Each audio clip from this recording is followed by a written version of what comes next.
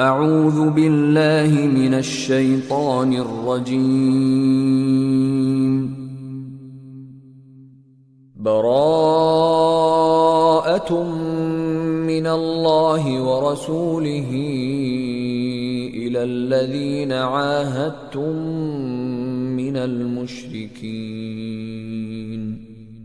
This is a declaration of disassociation from Allah and His Messenger to those with whom you had made a treaty among the polytheists. فسيحوا في الأرض 4 أشهر واعلموا أنكم غير معجز الله وأن الله مخزي الكافرين. So travel freely, O disbelievers, throughout the land during 4 months, but know that you cannot cause failure to Allah, and that Allah will disgrace the disbelievers. وأذان من الله ورسوله إلى الناس يوم الحج الأكبر أن الله بريء من المشركين ورسوله فإن تبتم فهو خير لكم وإن توليتم فاعلموا أنكم غير معجز الله وبشر الذين كفروا بعذاب أليم. And it is an announcement from Allah and His Messenger to the people on the day of the greater pilgrimage that Allah is disassociated from the disbelievers, and so is His Messenger. So if you repent, that is best for you. But if you turn away, then know that you will not cause failure to Allah, and give tidings to those who disbelieve of a painful punishment. إلا الذين عاهدتم من المشركين ثم لم ينقصوكم شيئا ولم يظاهروا عليكم أحدا فأتموا إليهم عهدهم إلى مدتهم إن الله يحب المتقين. Accepted are those with whom you made a treaty among the polytheists, and then they have not been deficient toward you in anything or supported anyone against you. So complete for them their treaty until their term has ended. Indeed, Allah loves the righteous who fear Him. فإذا انسلخ الأشهر الحرم فاقتلوا المشركين حيث وجدتموهم وخذوهم واحصروهم واقعدوا لهم كل مرصد فإن تابوا وأقاموا الصلاة وآتوا الزكاة فخلوا سبيلهم إن الله غفور رحيم. And when the sacred months have passed, then kill the polytheists wherever you find them, and capture them and besiege them and sit in wait for them at every place of ambush. But if they should repent, establish prayer, and give zakah, let them go on their way. Indeed, Allah is forgiving and merciful. وَإِنْ أَحَدٌ مِّنَ الْمُشْرِكِينَ اسْتَجَارَكَ فَأَجِرْهُ حَتَّى يَسْمَعَ كَلَامَ اللَّهِ ثُمَّ أَبْلِغْهُ مَأْمَنَهُ ذَلِكَ بِأَنَّهُمْ قَوْمٌ لَّا يَعْلَمُونَ. And if any one of the polytheists seeks your protection, then grant him protection so that he may hear the words of Allah. Then deliver him to his place of safety. That is because they are a people who do not know. كيف يكون للمشركين عهد عند الله وعند رسوله إلا الذين عاهدتم عند المسجد الحرام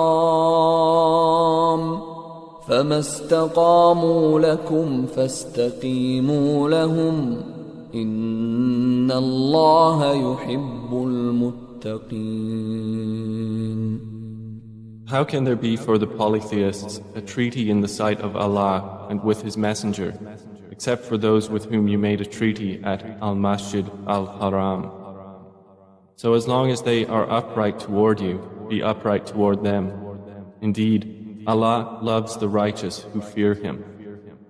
كيف وإن يظهروا عليكم لا يرقبوا فيكم إلا ولا ذمة يرضونكم بأفواههم وتأبى قلوبهم وأكثرهم فاسقون.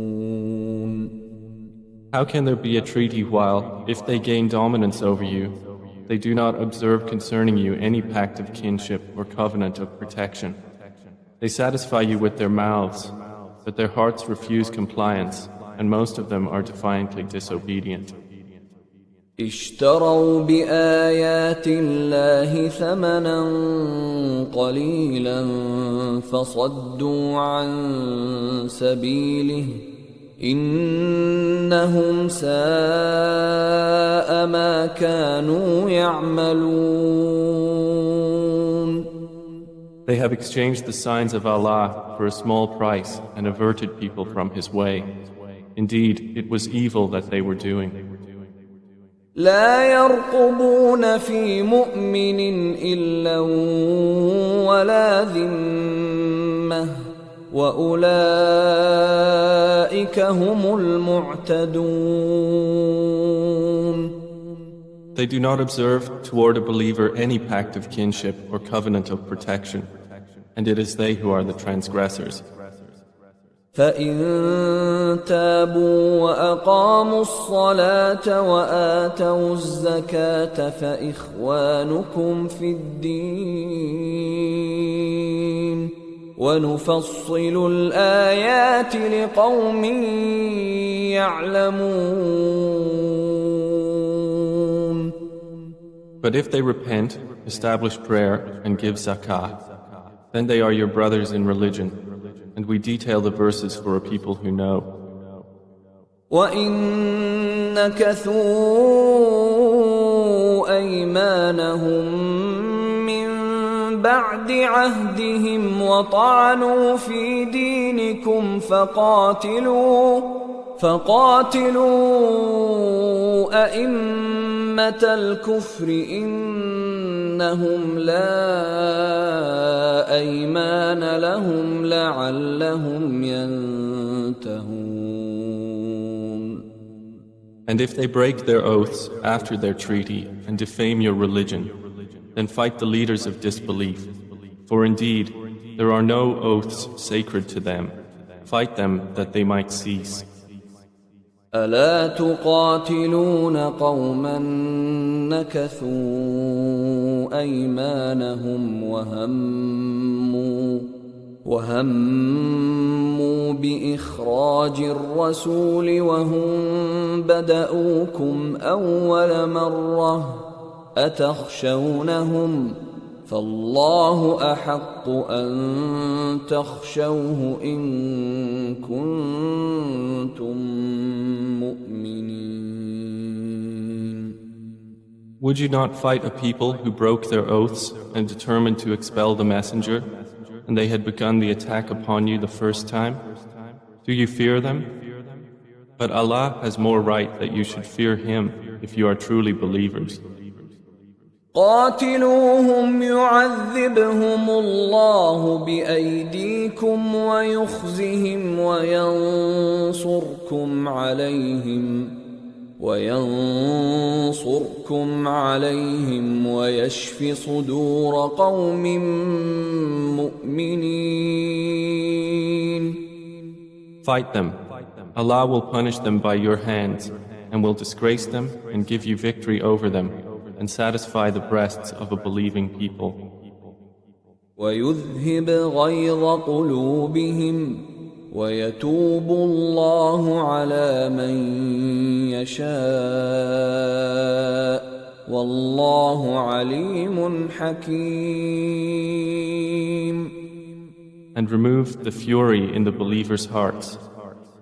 And Allah turns in forgiveness to whom He wills, and Allah is knowing and wise. أم حسبتم أن تتركوا ولما يعلم الله الذين جاهدوا منكم ولم يتخذوا من دون الله ولا رسوله ولا المؤمنين وليجة والله خبير بما تعملون. Do you think that you will be left as you are, while Allah has not yet made evident those among you who strive for His cause, and do not take other than Allah, His Messenger, and the believers as intimates? And Allah is acquainted with what you do. ما كان للمشركين أن يعمروا مساجد الله شاهدين على أنفسهم بالكفر أولئك حبطت أعمالهم وفي النار هم خالدون. It is not for the polytheists to maintain the mosques of Allah while witnessing against themselves with disbelief. For those, their deeds have become worthless, and in the fire they will abide eternally. إنما يعمر مساجد الله من آمن بالله واليوم الآخر وأقام الصلاة وآتى الزكاة ولم يخش إلا الله فعسى أولئك أن يكونوا من المهتدين. The mosques of Allah are only to be maintained by those who believe in Allah and the last day and establish prayer and give zakah and do not fear except Allah, for it is expected that those will be of the rightly guided. أجعلتم سقاية الحاج وعمارة المسجد الحرام كمن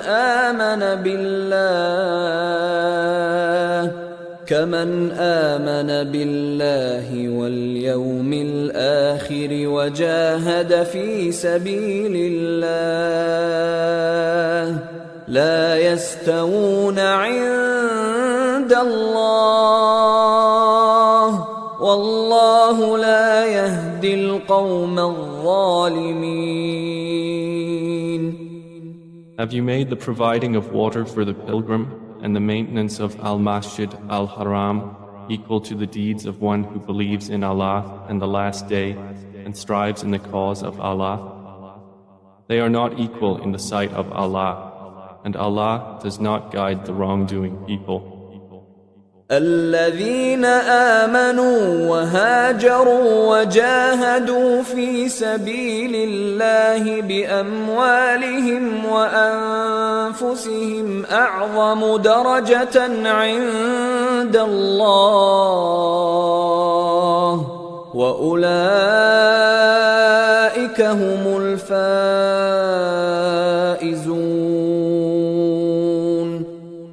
The ones who have believed, emigrated and striven in the cause of Allah with their wealth and their lives are greater in rank in the sight of Allah. And it is those who are the attainers of success. يبشرهم ربهم برحمة منه ورضوان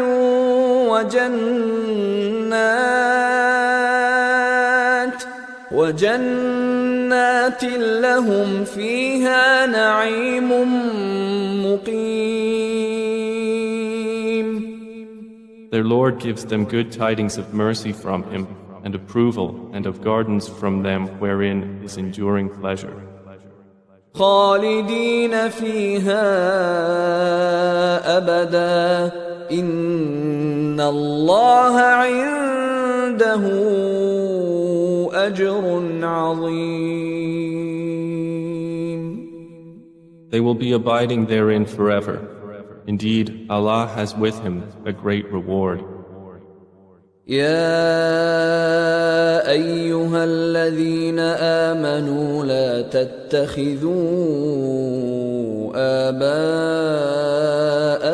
وإخوانكم أولياء إن استحبوا الكفر على الإيمان ومن يتولهم منكم فأولئك هم الظالمون.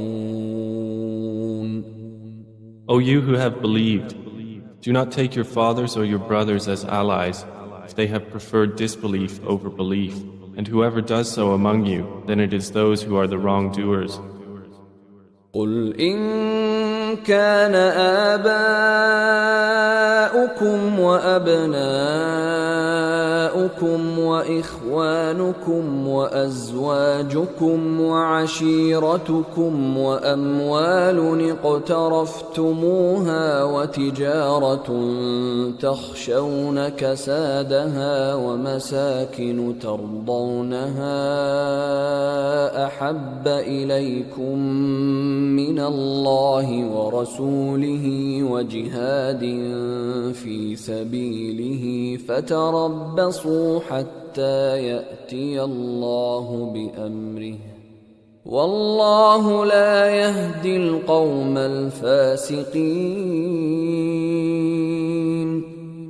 Say, O Muhammad, if your fathers, your sons, your brothers, your wives, your relatives, wealth which you have obtained, commerce wherein you fear decline, and dwellings with which you are pleased are more beloved to you than Allah and His Messenger and jihad in His cause, then wait until Allah executes His command, and Allah does not guide the defiantly disobedient people.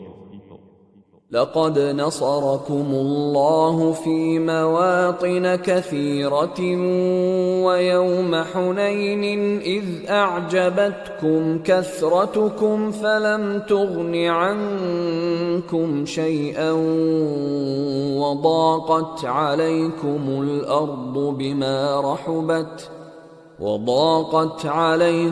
الأرض بما رحبت ثم وليتم مدبرين. Allah has already given you victory in many regions, and even on the day of Hunayn, when your great number pleased you. But it did not avail you at all, and the earth was confining for you with its vastness.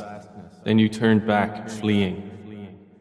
ثم أنزل الله سكينته على رسوله وعلى المؤمنين وأنزل جنودا لم تروها وعذب الذين كفروا وذلك جزاء الكافرين.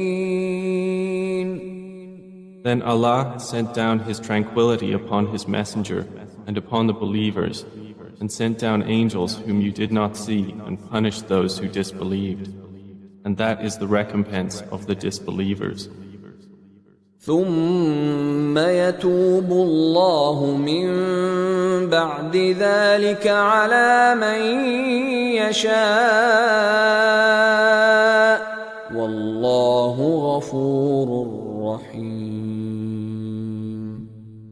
Then Allah will accept repentance after that from whom He wills, and Allah is forgiving and merciful.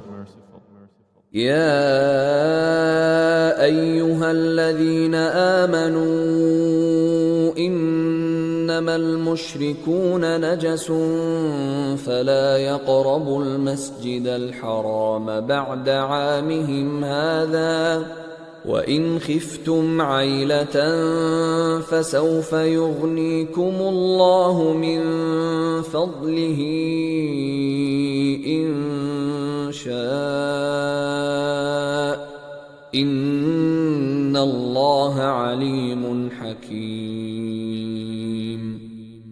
O you who have believed, indeed the polytheists are unclean, So let them not approach Al-Masjid Al-Haram after this, their final year. And if you fear privation, Allah will enrich you from His bounty if He wills. Indeed, Allah is knowing and wise. قاتلوا الذين لا يؤمنون بالله ولا باليوم الآخر ولا يحرمون ما حرم الله ورسوله ولا يدينون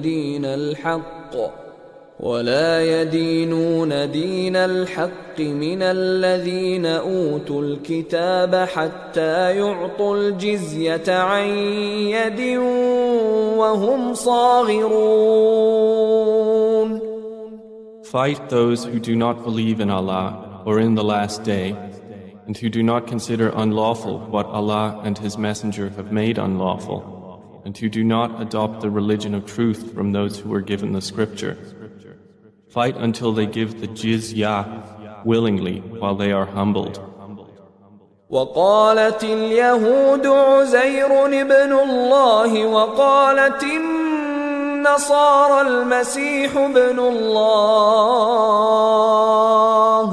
ذلك قولهم بأفواههم يضاهئون قول الذين كفروا من قبل قاتلهم الله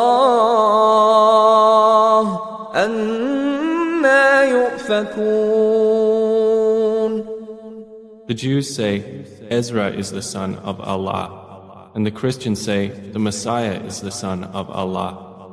That is their statement from their mouths. They imitate the saying of those who disbelieved before them. May Allah destroy them. How are they deluded? اتخذوا أحبارهم ورهبانهم أربابا من دون الله والمسيح ابن مريم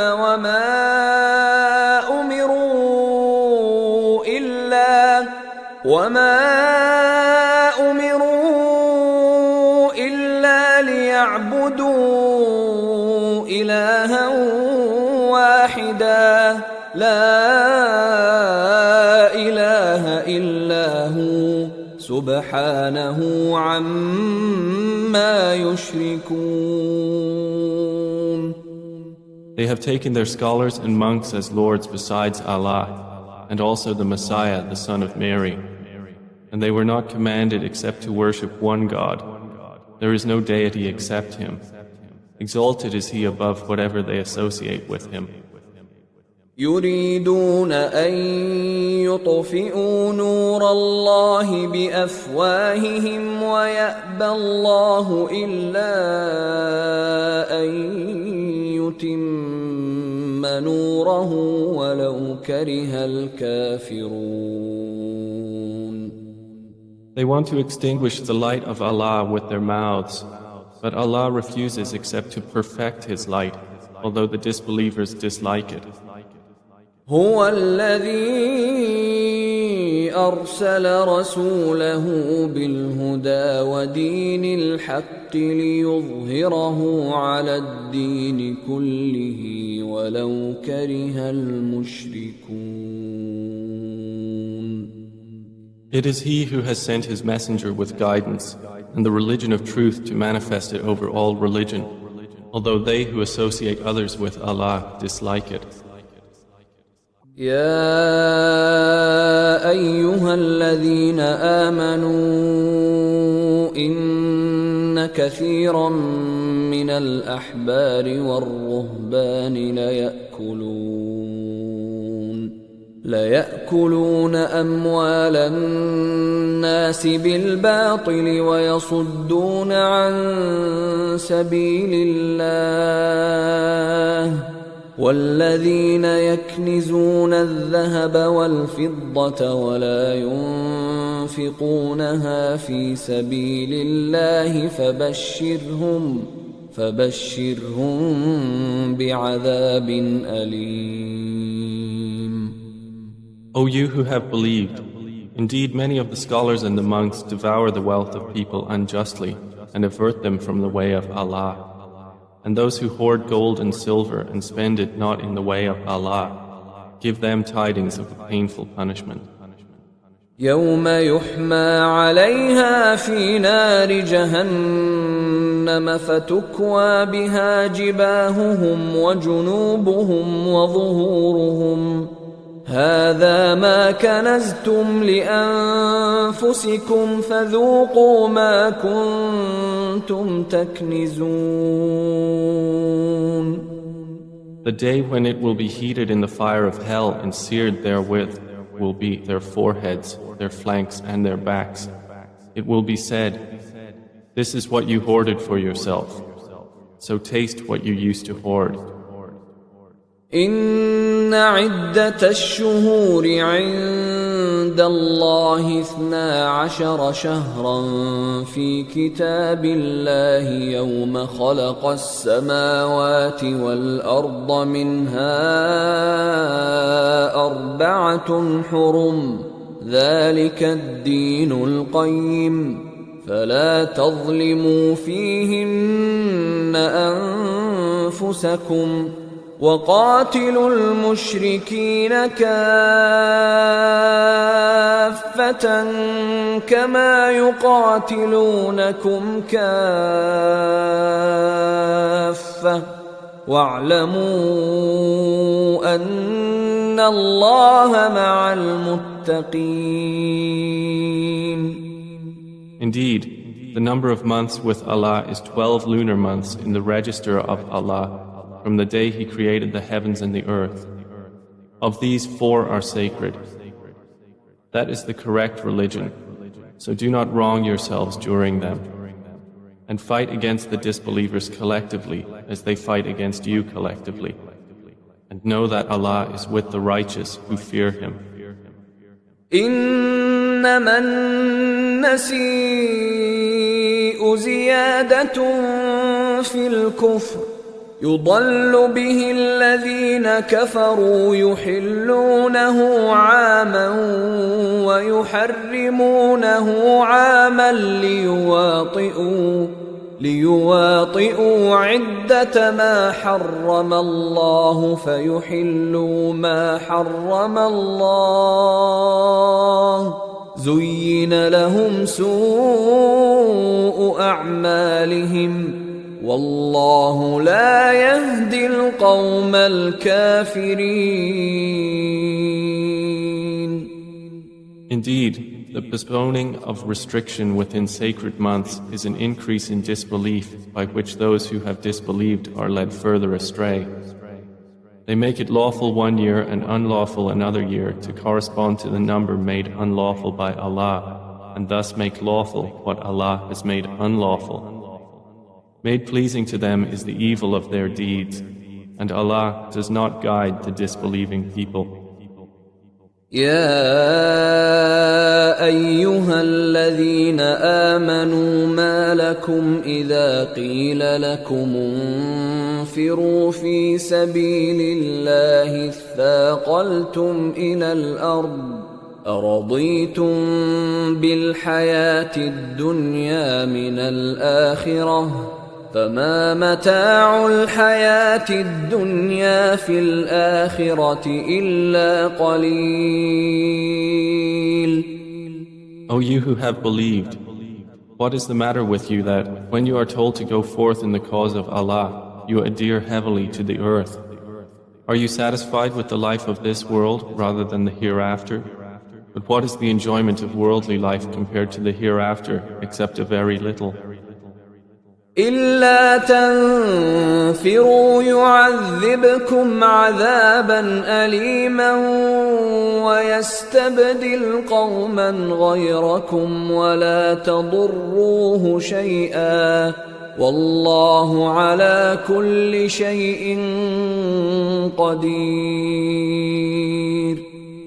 If you do not go forth, He will punish you with a painful punishment and will replace you with another people, and you will not harm him at all. And Allah is over all things competent.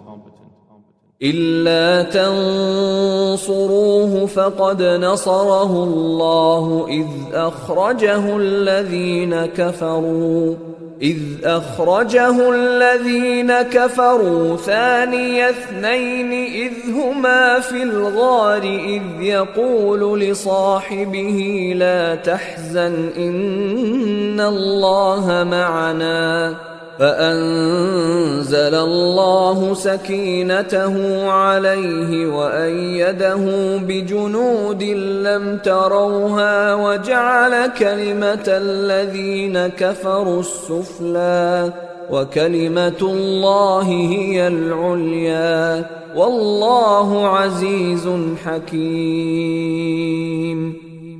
If you do not aid the Prophet, Allah has already aided him when those who disbelieved had driven him out of Makkah as one of two. When they were in the cave and he said to his companion, "Do not grieve, indeed Allah is with us." And Allah sent down His tranquility upon him and supported him with angels you did not see and made the word of those who disbelieved the lowest while the word of Allah, that is the highest. And Allah is exalted in might and wise. انفروا خفافا وثقالا وجاهدوا بأموالكم وأنفسكم في سبيل الله ذلكم خير لكم إن كنتم تعلمون. Go forth, whether light or heavy, and strive with your wealth and your lives in the cause of Allah. That is better for you, if you only knew. لو كان عرضا قريبا وسفرا قاصدا لاتبعوك ولكن بعدت عليهم الشقة وسيحلفون بالله لو استطعنا لخرجنا معكم يهلكون أنفسهم والله يعلم إنهم لكاذبون. Had it been an easy gain and a moderate trip, the hypocrites would have followed you, but distant to them was the journey. And they will swear by Allah, if we were able, we would have gone forth with you, destroying themselves through false oaths, and Allah knows that indeed they are liars. عفى الله عنك لم أذنت لهم حتى يتبين لك الذين صدقوا وتعلم الكاذبين. May Allah pardon you, O Muhammad. Why did you give them permission to remain behind? You should not have until it was evident to you who were truthful and you knew who were the liars. لا يستأذنك الذين يؤمنون بالله واليوم الآخر أن يجاهدوا بأموالهم وأنفسهم والله عليم بالمتقين. Those who believe in Allah and the last day would not ask permission of you to be excused from striving with their wealth and their lives, and Allah is knowing of those who fear Him. إنما يستأذنك الذين لا يؤمنون بالله واليوم الآخر وارتابت قلوبهم فهم في ريبهم يترددون. Only those would ask permission of you who do not believe in Allah and the last day and whose hearts have doubted, and they, in their doubt, are hesitating. ولو أرادوا الخروج لأعدوا له عدة ولكن كره الله بعاثهم فثبطهم وقيل اقعدوا مع القاعدين. And if they had intended to go forth, they would have prepared for it some preparation. But Allah disliked their being sent. So He kept them back, and they were told, remain behind with those who remain. لو خرجوا فيكم ما زادوكم إلا خبالا ولأوضعوا خلالكم يبغونكم الفتنة وفيكم سماعون لهم والله عليم بالظالمين. Had they gone forth with you, they would not have increased you except in confusion, and they would have been active among you, seeking to cause you fitna. And among you are avid listeners to them, and Allah is knowing of the wrongdoers. لقد ابتغوا الفتنة من قبل وقلبوا لك الأمور حتى جاء الحق وظهر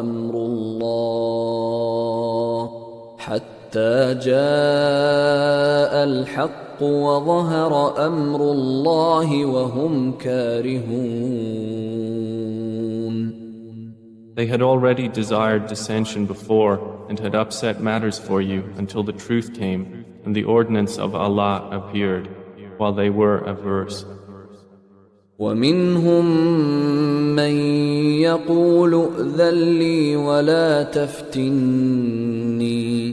ألا في الفتنة سقطوا وإن جهنم لمحيطة بالكافرين. And among them is he who says, "Permit me to remain at home and do not put me to trial." Unquestionably, into trial they have fallen, and indeed, hell will encompass the disbelievers. إن تصبك حسنة تسؤهم وإن تصبك مصيبة يقولوا قد أخذنا أمرنا من قبل ويتولوا وهم فرحون. If good befalls you, it distresses them. But if disaster strikes you, they say, "We took our matter in hand before," and turn away while they are rejoicing. قل لن يصيبنا إلا ما كتب الله لنا هو مولانا وعلى الله فليتوكل المؤمنون. Say, never will we be struck except by what Allah has decreed for us. He is our protector. And upon Allah let the believers rely. قل هل تربصون بنا إلا إحدى الحسنيين ونحن نتربص بكم أن يصيبكم الله بعذاب من عنده أو بأيدينا فتربصوا إنا معكم متربصون. Say, do you await for us except one of the two best things, while we await for you that Allah will afflict you with punishment from Himself or at our hands? So wait, indeed we along with you are waiting. قل أنفقوا طوعا أو كرها لن يتقبل منكم إنكم كنتم قوما فاسقين. Say, spend willingly or unwillingly, never will it be accepted from you. Indeed, you have been a defiantly disobedient people. وما منعهم أن تقبل منهم نفقاتهم إلا أنهم كفروا بالله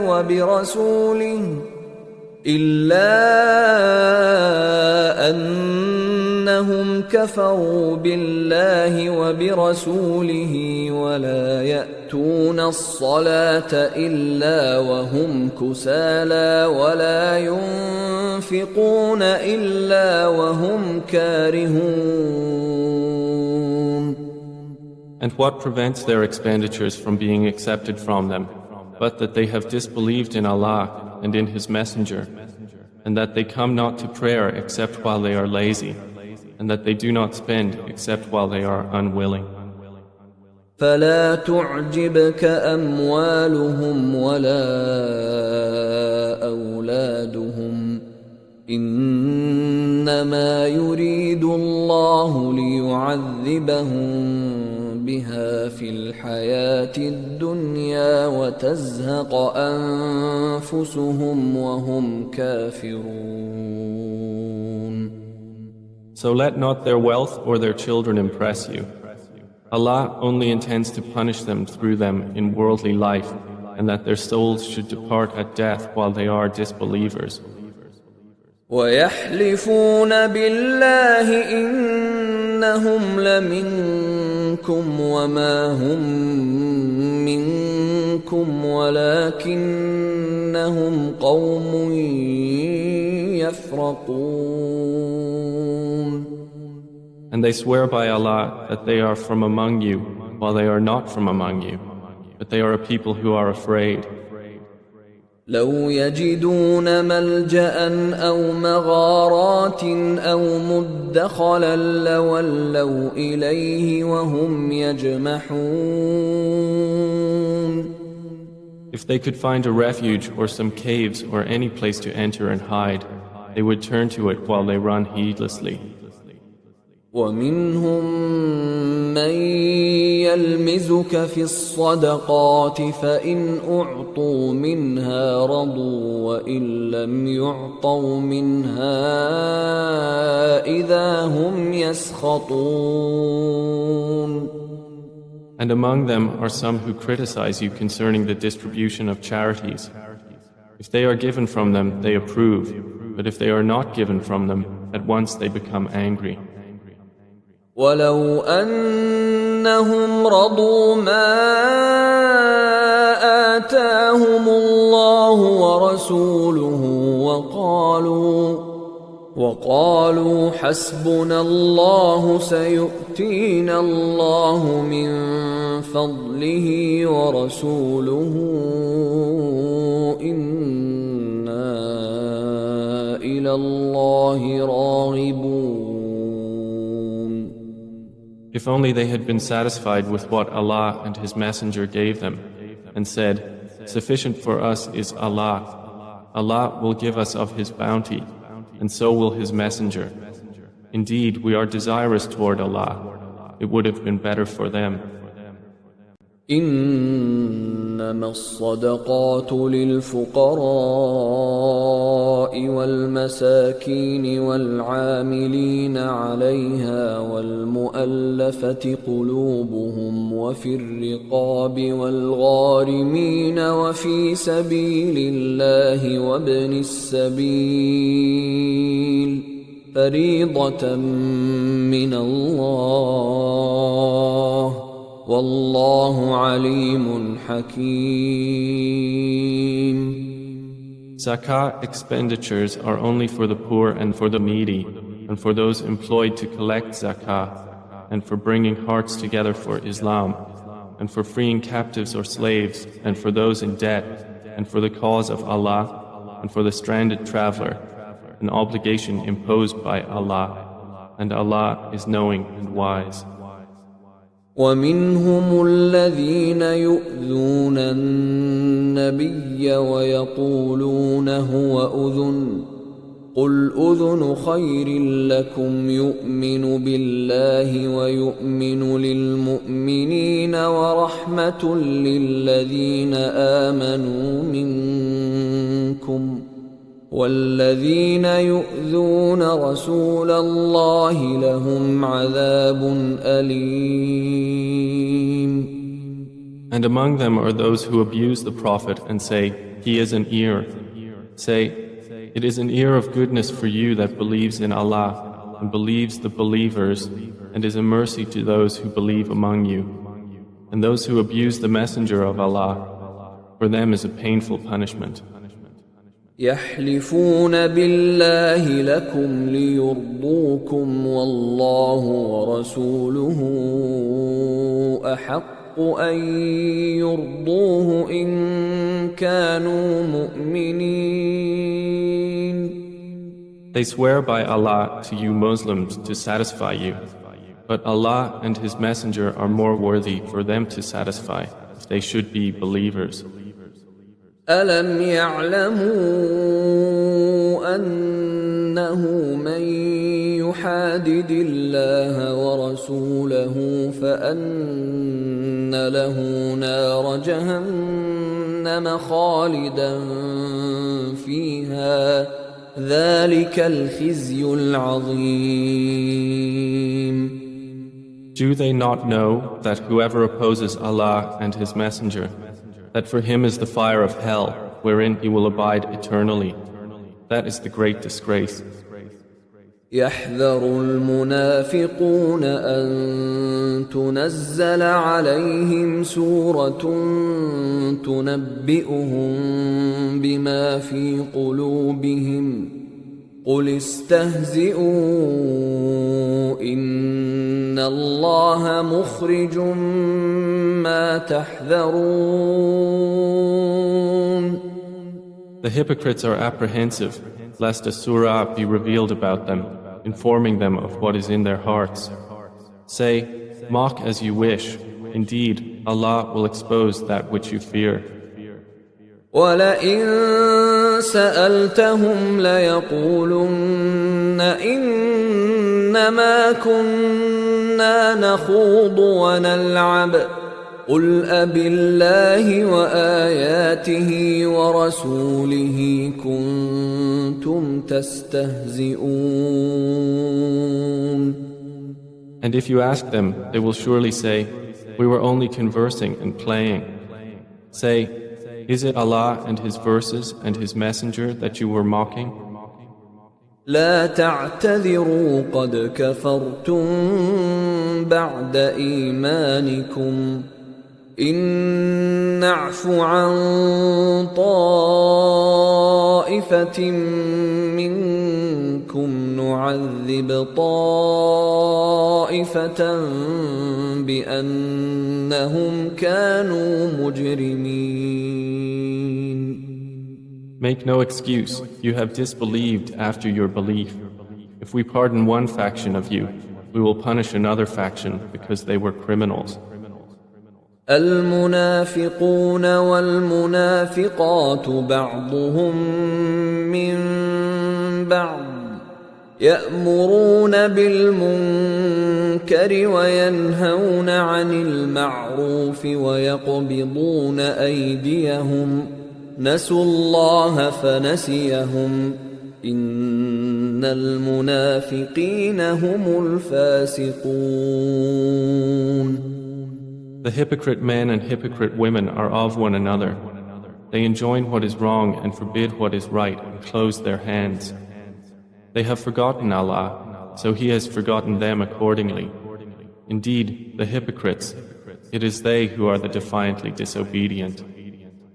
وعد الله المنافقين والمنافقات والكفار نار جهنم خالدين فيها هي حسبهم ولعنهم الله ولهم عذاب مقيم. Allah has promised the hypocrite men and hypocrite women and the disbelievers the fire of hell, wherein they will abide eternally. It is sufficient for them, and Allah has cursed them, and for them is an enduring punishment. كالذين من قبلكم كانوا أشد منكم قوة وأكثر أموالا وأولادا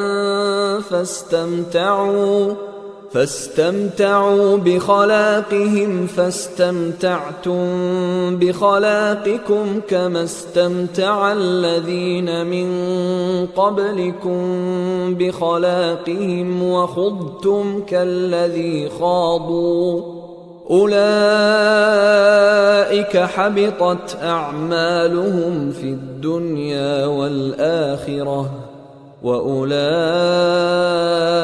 هم الخاسرون. You disbelievers are like those before you. They were stronger than you in power and more abundant in wealth and children. They enjoyed their portion of worldly enjoyment, and you have enjoyed your portion as those before you enjoyed their portion, and you have engaged in vanities like that in which they engaged.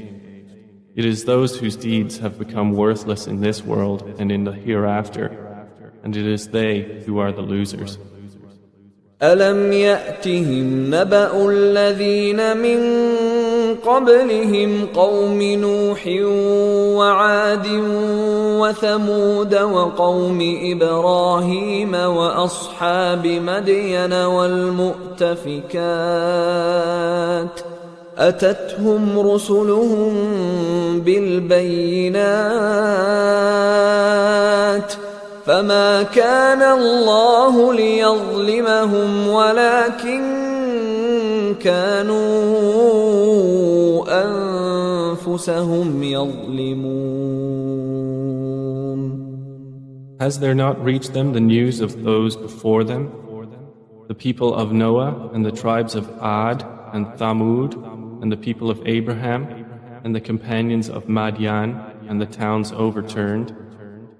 Their messengers came to them with clear proofs, and Allah would never have wronged them, but they were wronging themselves. والمؤمنون والمؤمنات بعضهم أولياء بعض يأمرون بالمعروف وينهون عن المنكر ويقيمون الصلاة ويؤتون الزكاة ويطيعون الله ورسوله أولئك سيرحمهم الله إن الله عزيز حكيم. The believing men and believing women are allies of one another. They enjoin what is right and forbid what is wrong, and establish prayer and give zakah, and obey Allah and His Messenger. Those, Allah will have mercy upon them. Indeed, Allah is exalted in might and wise.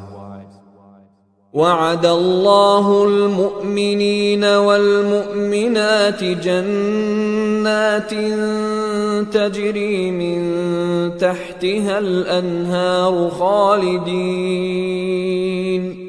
خالدين فيها ومساكن طيبة في جنات عدن ورضوان من الله أكبر ذلك هو الفوز العظيم. Allah has promised the believing men and believing women gardens beneath which rivers flow, wherein they abide eternally, and pleasant dwellings in gardens of perpetual residence. But approval from Allah is greater. It is that which is the great attainment. يا أيها النبي جاهد الكفار والمنافقين واغلظ عليهم ومأواهم جهنم وبئس المصير. O Prophet, fight against the disbelievers and the hypocrites and be harsh upon them, and their refuge is hell, and wretched is the destination. يحلفون بالله ما قالوا ولقد قالوا كلمة الكفر وكفروا بعد إسلامهم وهموا بما لم ينالوا وما نقموا إلا أن أغناهم الله ورسوله من فضله فإن يتوبوا يك خيرا لهم وإن يتولوا يعذبهم الله عذابا أليما في الدنيا والآخرة وما لهم في الأرض من ولي ولا نصير. They swear by Allah that they did not say anything against the Prophet, while they had said the word of disbelief and disbelieved after their pretense of Islam and planned that which they were not to attain. And they were not resentful except for the fact that Allah and His Messenger had enriched them of His bounty. So if they repent, it is better for them. But if they turn away, Allah will punish them with a painful punishment in this world and the hereafter. And there will not be for them on earth any protector or helper. ومنهم من عاهد الله لئن آتانا من فضله لنصدقن ولنكونن من الصالحين. And among them are those who made a covenant with Allah, saying, if He should give us from His bounty, we will surely spend in charity, and we will surely be among the righteous. فَلَمَّا آتَاهُم مِّن فَضْلِهِ بَخِلُوا بِهِ وَتَوَلَّوْا وَهُم مُّعْرِضُونَ. But when He gave them from His bounty, they were stingy with it and turned away while they refused. فأعقبهم نفاقا في قلوبهم إلى يوم يلقونه بما أخلفوا الله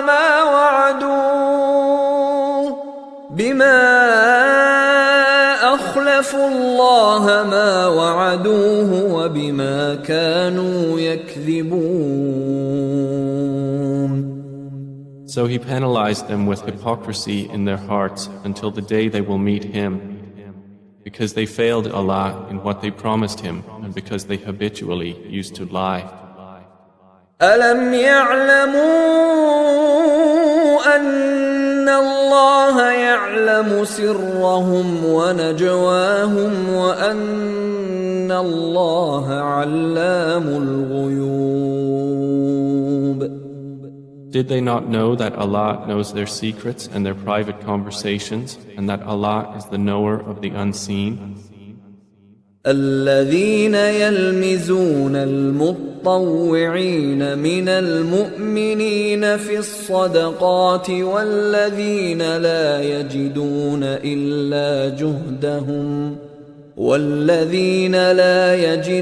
إلا جهدهم فيسخرون منهم سخر الله منهم ولهم عذاب أليم.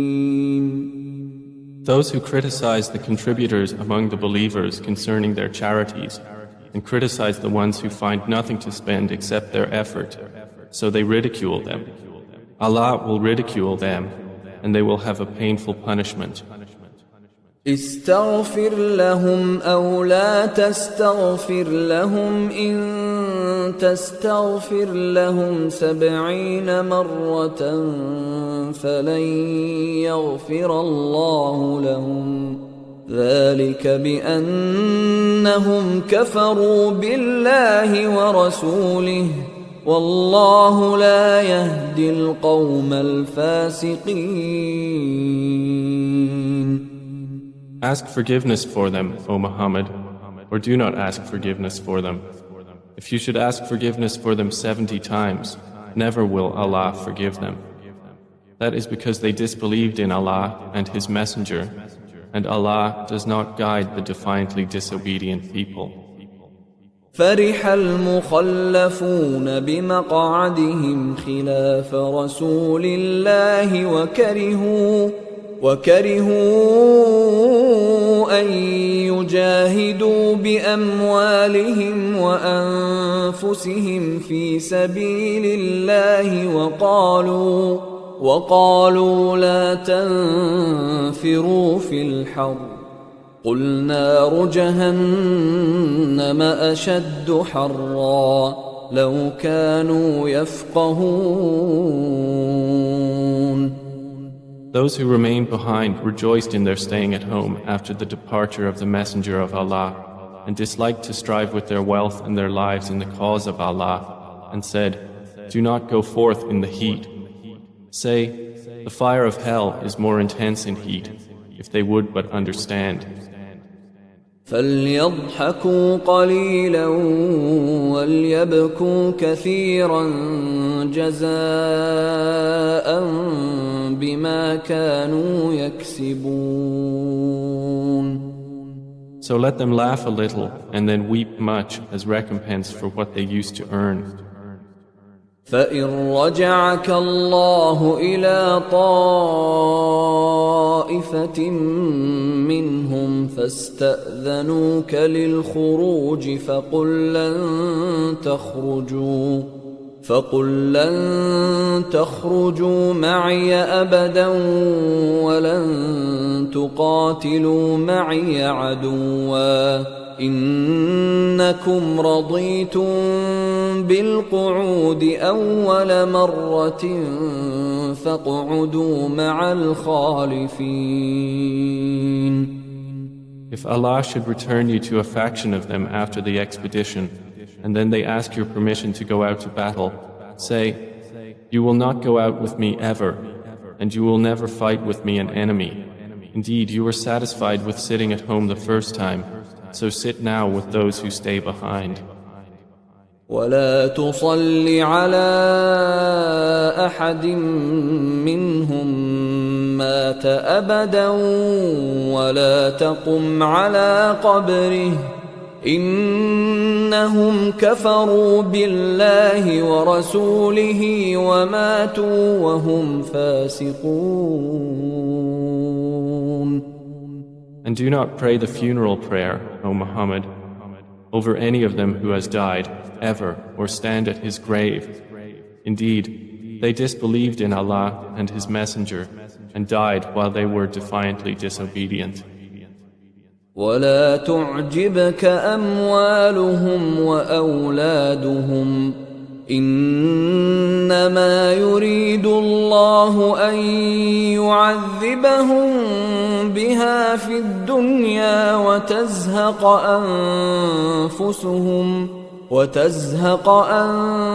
أنفسهم وهم كافرون. And let not their wealth and their children impress you. Allah only intends to punish them through them in this world, and that their souls should depart at death while they are disbelievers. وَإِذَا أُنزِلَتْ سُورَةٌ أَنْ آمِنُوا بِاللَّهِ وَجَاهِدُوا مَعَ رَسُولِهِ اسْتَأْذَنَكَ أُولُو الطَّوْلِ مِنْهُمْ وَقَالُوا ذَرْنَا نَكُنْ مَعَ الْقَاعِدِينَ. And when a surah was revealed enjoining them to believe in Allah and to fight with His Messenger, those of wealth among them asked your permission to stay back and said, "Leave us to be with them who sit at home."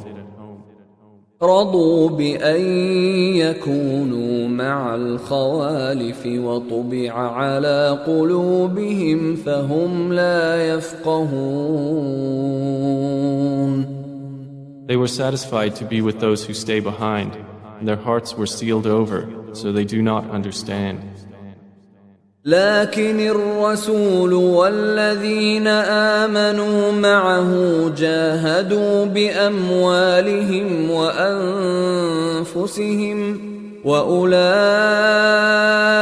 لهم الخيرات وأولئك هم المفلحون. But the Messenger and those who believed with him fought with their wealth and their lives. Those will have all that is good, and it is those who are the successful. أعد الله لهم جنات تجري من تحتها الأنهار خالدين فيها ذلك الفوز العظيم. Allah has prepared for them gardens beneath which rivers flow, wherein they will abide eternally. That is the great attainment. وجاء المعذرون من الأعراب ليؤذن لهم وقعد الذين كذبوا الله ورسوله سيصيب الذين كفروا منهم عذاب أليم. And those with excuses among the Bedouins came to be permitted to remain. And they who had lied to Allah and His Messenger sat at home. There will strike those who disbelieved among them a painful punishment. ليس على الضعفاء ولا على المرضى ولا على الذين لا يجدون ما ينفقون حرج إذا نصحوا لله ورسوله ما على المحسنين من سبيل والله غفور رحيم. There is not upon the weak or upon the ill or upon those who do not find anything to spend any discomfort when they are sincere to Allah and His Messenger. There is not upon the doers of good any cause for blame, and Allah is forgiving and merciful. ولا على الذين إذا ما أتوك لتحملهم قلت لا أجد ما أحملكم عليه تولوا وأعينهم تفيض من الدمع حزنا ألا يجدوا ما ينفقون. Nor is there blame upon those who, when they came to you that you might give them mounts, you said, I can find nothing for you to ride upon. They turned back while their eyes overflowed with tears out of grief that they could not find something to spend for the cause of Allah. إنما السبيل على الذين يستأذنونك وهم أغنياء رضوا بأن يكونوا مع الخوالف وطبع الله على قلوبهم فهم لا يعلمون. The cause for blame is only upon those who ask permission of you while they are rich. They are satisfied to be with those who stay behind, and Allah has sealed over their hearts, so they do not know. يعتذرون إليكم إذا رجعتم إليهم قل لا تعتذروا لن نؤمن لكم قد نبأنا الله من أخباركم وسيرى الله عملكم ورسوله ثم تردون إلى عالم الغيب والشهادة فينبئكم بما كنتم تعملون. They will make excuses to you when you have returned to them. Say, make no excuse, never will we believe you. Allah has already informed us of your news, and Allah will observe your deeds, and so will His Messenger. Then you will be taken back to the knower of the unseen and the witnessed, and He will inform you of what you used to do. سيحلفون بالله لكم إذا انقلبتم إليهم لتعرضوا عنهم فأعرضوا عنهم إنهم رجس ومأواهم جهنم جزاء بما كانوا يكسبون. They will swear by Allah to you when you return to them that you would leave them alone. So leave them alone. Indeed, they are evil, and their refuge is hell as recompense for what they had been earning. يحلفون لكم لترضوا عنهم فإن ترضوا عنهم فإن الله لا يرضى عن القوم الفاسقين. They swear to you so that you might be satisfied with them. But if you should be satisfied with them, indeed Allah is not satisfied with the defiantly disobedient people. الأعراب أشد كفرا ونفاقا وأجدر ألا يعلموا حدود ما أنزل الله على رسوله والله عليم حكيم. The Bedouins are stronger in disbelief and hypocrisy and more likely not to know the limits of what laws Allah has revealed to His Messenger. And Allah is knowing and wise. ومن الأعراب من يتخذ ما ينفق مغرما ويتربص بكم الدوائر عليهم دائرة السوء والله سميع عليم. And among the Bedouins are some who consider what they spend as a loss and await for you turns of misfortune. Upon them will be a misfortune of evil, and Allah is hearing and knowing. ومن الأعراب من يؤمن بالله واليوم الآخر ويتخذ ما ينفق قربات عند الله وصلوات الرسول ألا إنها قربة لهم سيدخلهم الله في رحمته إن الله غفور رحيم. But among the Bedouins are some who believe in Allah and the Last Day and consider what they spend as means of nearness to Allah and of obtaining invocations of the Messenger. Unquestionably, it is a means of nearness for them. Allah will admit them to His mercy. Indeed, Allah is forgiving and merciful. والسابقون الأولون من المهاجرين والأنصار والذين اتبعوهم بإحسان رضي الله عنهم ورضوا عنه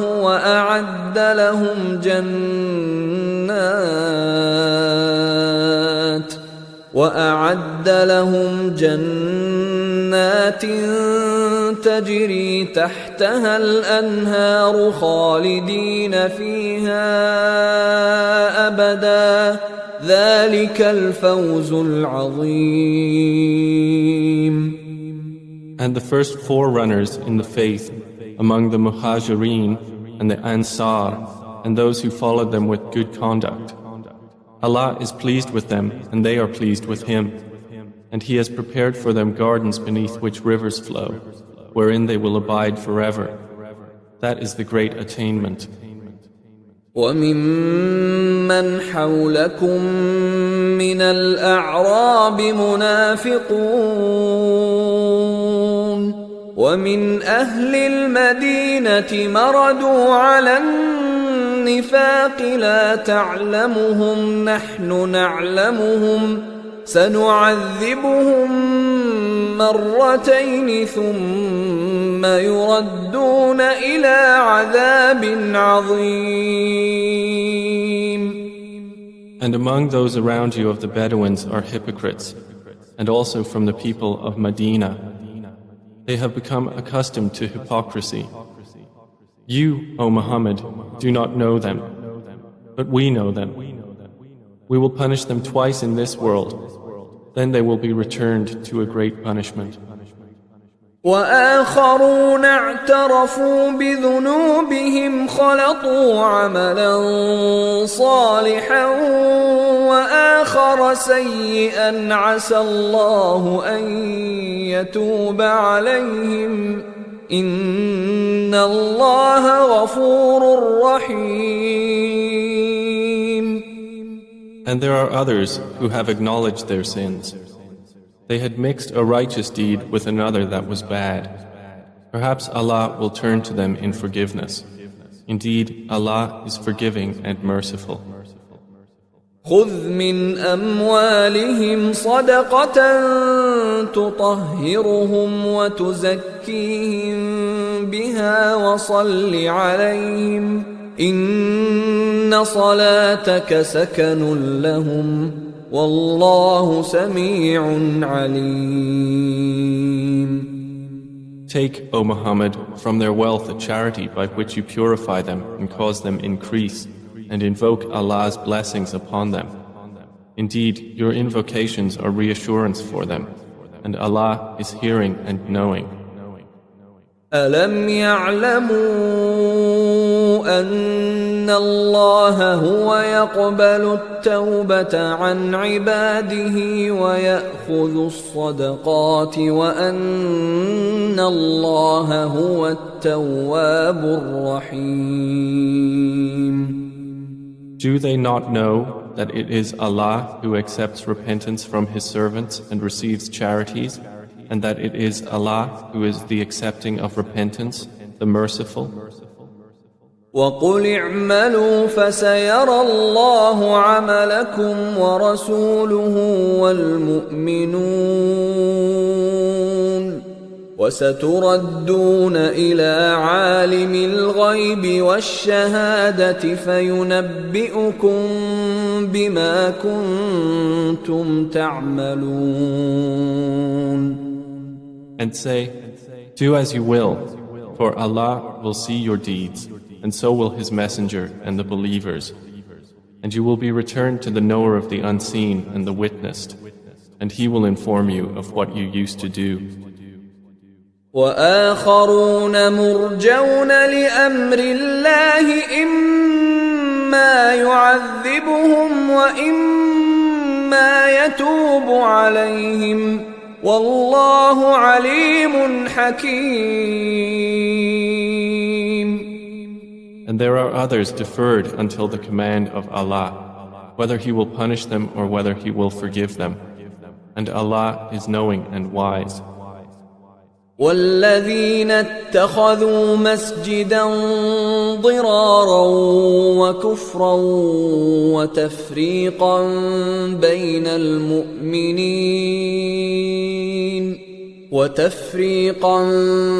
بين المؤمنين وإرصادا لمن حارب الله ورسوله من قبل وليحلفن إن أردنا إلا الحسنى والله يشهد إنهم لكاذبون.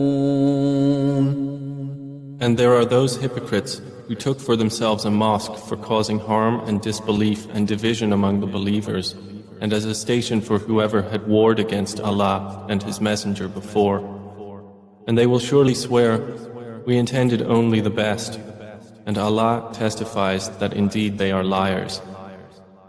لا تقم فيه أبدا لمسجد أسس على التقوى من أول يوم أحق أن تقوم فيه رجال يحبون أن يتطهروا والله يحب المطهرين. Do not stand for prayer within it, ever. A mosque founded on righteousness from the first day is more worthy for you to stand in. Within it are men who love to purify themselves, and Allah loves those who purify themselves. أفمن أسس بنيانه على تقوى من الله ورضوان خير أم من أسس بنيانه على شفا جرف هار فانهار به في نار جهنم والله لا يهدي القوم الظالمين. Then is one who laid the foundation of his building on righteousness with fear from Allah and seeking His approval better, or one who laid the foundation of his building on the edge of a bank about to collapse, so it collapsed with him into the fire of hell, and Allah does not guide the wrongdoing people. لا يزال بنيانهم الذي بنوا ريبة في قلوبهم إلا أن تقطع قلوبهم والله عليم حكيم. Their building which they built will not cease to be a cause of skepticism in their hearts until their hearts are stopped. And Allah is knowing and wise. إن الله اشترى من المؤمنين أنفسهم وأموالهم بأن لهم الجنة يقاتلون في سبيل الله فيقتلون ويقتلون وعدا عليه حقا في التوراة والإنجيل والقرآن ومن أوفى بعهده من الله فاستبشروا ببيعكم الذي بايعتم به وذلك هو الفوز العظيم. Indeed, Allah has purchased from the believers their lives and their properties in exchange for that they will have paradise. They fight in the cause of Allah, so they kill and are killed. It is the true promise binding upon him in the Torah and the Gospel and the Quran. And who is truer to his covenant than Allah? So rejoice in your transaction which you have contracted, and it is that which is the great attainment. التائبون العابدون الحامدون السائحون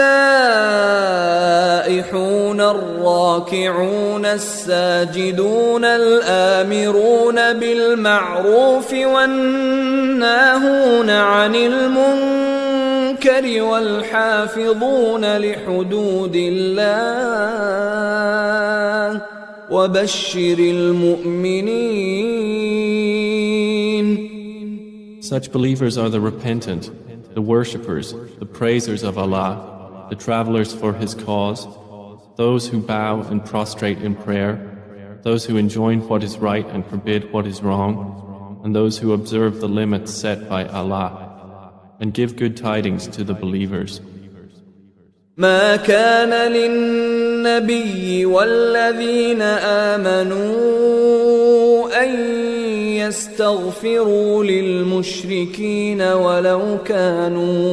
ولو كانوا أولي قربى من بعد ما تبين لهم أنهم أصحاب الجحيم. It is not for the Prophet and those who have believed to ask forgiveness for the polytheists, even if they were relatives, after it has become clear to them that they are companions of hellfire. وما كان استغفار إبراهيم لأبيه إلا عن موعدة وعدها إياه فلما تبين له أنه عدو لله تبرأ منه إن إبراهيم لأواه حليم. And the request of forgiveness of Abraham for his father was only because of a promise he had made to him. But when it became apparent to Abraham that his father was an enemy to Allah, he dissociated himself from him. Indeed was Abraham compassionate and patient. وما كان الله ليضل قوما بعد إذ هداهم حتى يبين لهم ما يتقون إن الله بكل شيء عليم. And Allah would not let a people stray after He has guided them until He makes clear to them what they should avoid. Indeed, Allah is knowing of all things. إن الله له ملك السماوات والأرض يحيي ويميت وما لكم من دون الله من ولي ولا نصير. Indeed, to Allah belongs the dominion of the heavens and the earth. He gives life and causes death. And you have not besides Allah any protector or any helper. لقد تاب الله على النبي والمهاجرين والأنصار الذين اتبعوه في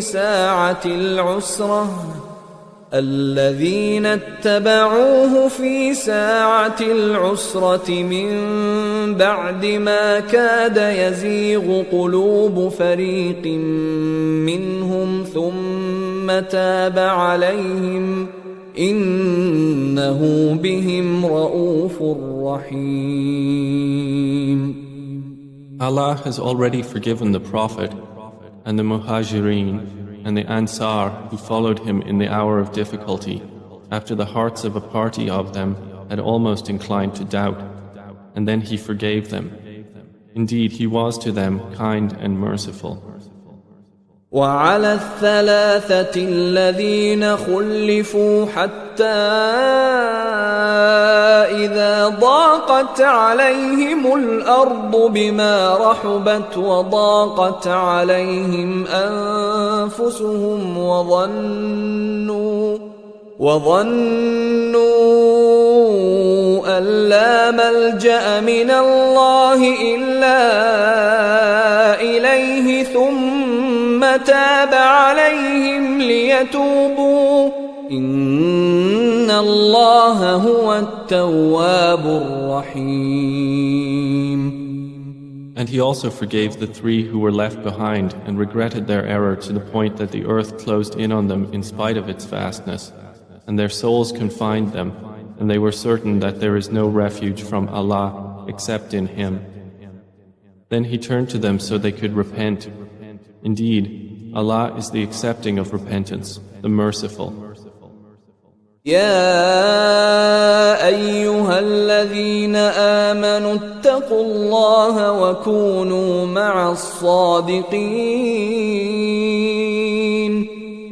O you who have believed, fear Allah and be with those who are true. ما كان لأهل المدينة ومن حولهم من الأعراب أن يتخلفوا عن رسول الله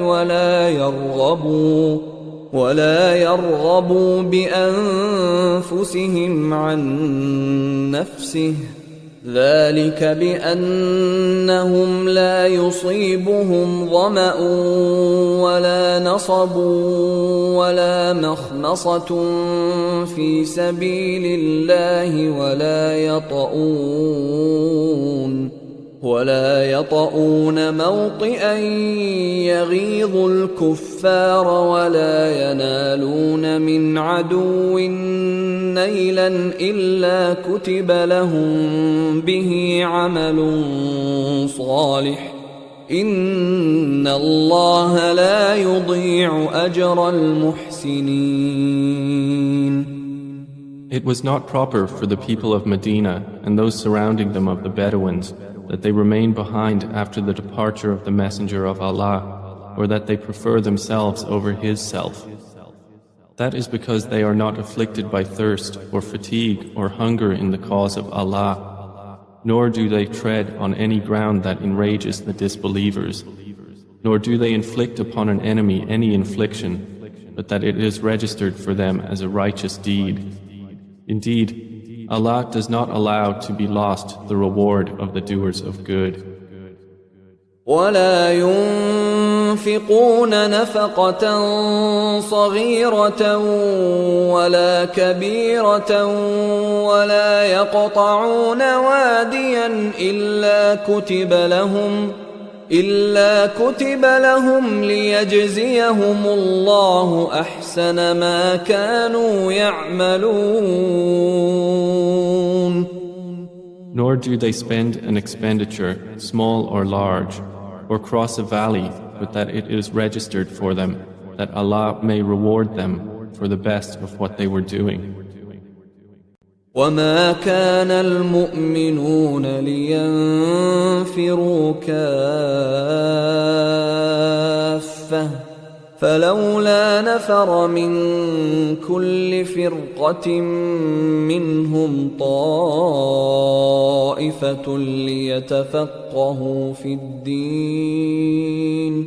ليتفقهوا في الدين ولينذروا قومهم إذا رجعوا إليهم لعلهم يحذرون.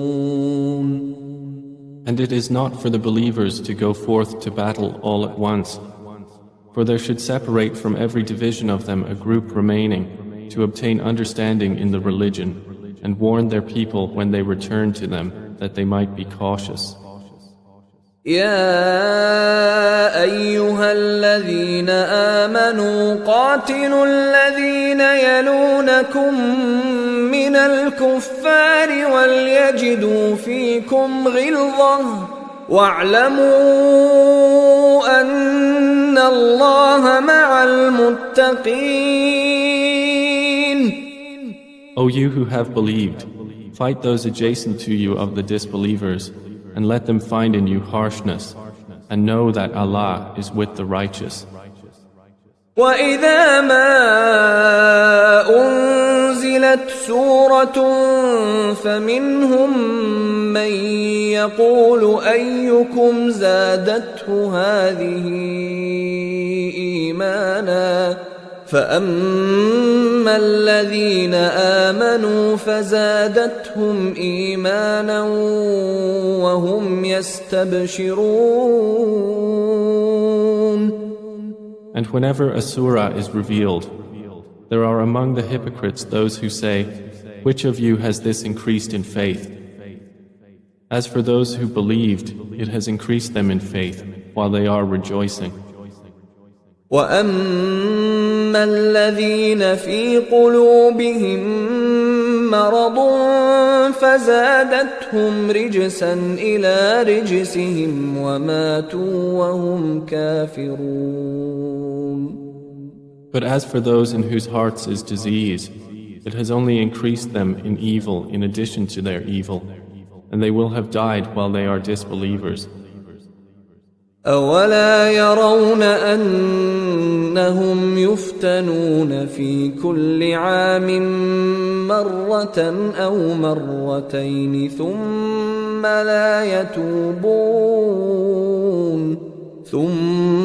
لَا يَتُوبُونَ وَلَا هُمْ يَذَّكَّرُونَ. Do they not see that they are tried every year once or twice, but then they do not repent, nor do they remember? وَإِذَا مَا أُنزِلَتْ سُورَةٌ نَظَرَ بَعْضُهُمْ إِلَى بَعْضٍ هَلْ يَرَاكُم مِّنْ أَحَدٍ ثُمَّ انصَرَفُوا صَرَفَ اللَّهُ قُلُوبَهُم بِأَنَّهُمْ قَوْمٌ لَّا يَفْقَهُونَ. And whenever a surah is revealed, they look at each other saying, "Does anyone see you?" And then they dismiss themselves. Allah has dismissed their hearts because they are a people who do not understand. لَقَدْ جَاءَكُمْ رَسُولٌ مِّنْ أَنفُسِكُمْ عَزِيزٌ عَلَيْهِ مَا عَنِتُّمْ حريص عليكم بالمؤمنين رؤوف رحيم. There has certainly come to you a messenger from among yourselves. Grievous to him is what you suffer. He is concerned over you, and to the believers is kind and merciful. فَإِن تَوَلَّوْا فَقُلْ حَسْبِيَ اللَّهُ لَا إِلَٰهَ إِلَّا هُوَ عَلَيْهِ تَوَكَّلْتُ وَهُوَ رَبُّ الْعَرْشِ الْعَظِيمِ. But if they turn away, O Muhammad, say, Sufficient for me is Allah. There is no deity except Him. On Him I have relied, and He is the Lord of the Great Throne.